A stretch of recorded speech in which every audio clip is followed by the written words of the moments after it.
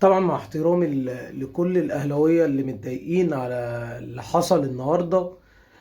وانا واحد منهم طبعا. متضايق ان احنا كنا من السهل جدا نلعب الزمالك سواء بحكم مصري او بحكم اجنبي. كنا قادرين ان شاء الله ان احنا كنا نكسبهم او نكسب بيراميدز كمان وناخد الدوري، بل بالعكس احنا يعني رضينا نفسنا في حته ان احنا ضيعنا الدوري مننا بنسبة 40 أو 50%.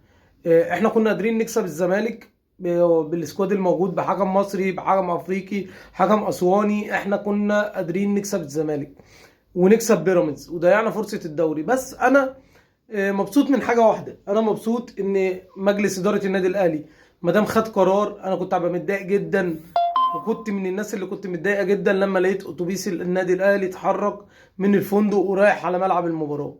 قلت لا، يعني النادي الاهلي مش من عادته ان هو لما بيقول حاجه او مجلس الاداره بيطلع اي قرار بيرجع فيه.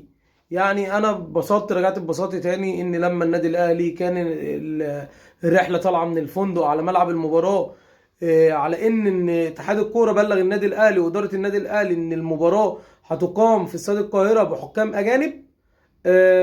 ولما الاتوبيس اتحرك على ان المباراه بحكام اجانب، فهم في وسط الطريق طبعا اتضح لكل الاهلاويه وكل المصريين ان الحكم طلع على اون تايم ان حكم مصري محمود بسيوني.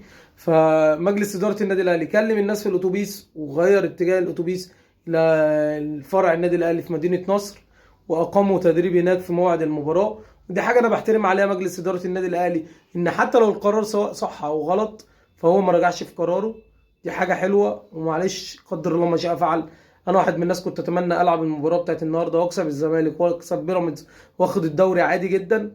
بس احنا ورا النادي الاهلي وورا اداره النادي الاهلي في اي موقف. وده موقف يعني المفترض ان النادي الاهلي خد موقف عشان التحكيم اصلا المصري سيء. احنا بندعمه. وكان نادي الزمالك اكتر نادي في مصر بيطالب بحكام اجانب، وكان بيطالب بان هو مش عايز حكام مصريين. دلوقتي احلوا الحكام المصريين وقالوا لا احنا عايزين حكام مصريين عادي ونلعب بحكام مصريين، رغم ان كان عمال يشتكي السنه اللي فاتت والسنه اللي قبليها. بس خلاص يبقى الوضع كما هو عليه، وخلي الزمالك ما فيش مشكله يكمل. واحنا اتمنى من اداره النادي الاهلي ان هي تكمل الدوري عادي جدا، حتى لو اتخصم مننا 3 بونت دول واتخصم مننا 3 بونت عقوبه 6 بونت. اتمنى ان احنا نكمل الدوري وان شاء الله يمكن برضو بيراميدز يتعثر واحنا ناخد الدوري.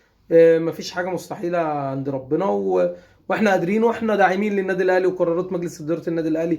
مش اول واخر دوري يعني، عادي، ده دوري استثنائي واحنا الحمد لله عارفين قيمه فرقتنا وقيمه ادارتنا وكل الدعم لاداره النادي الاهلي.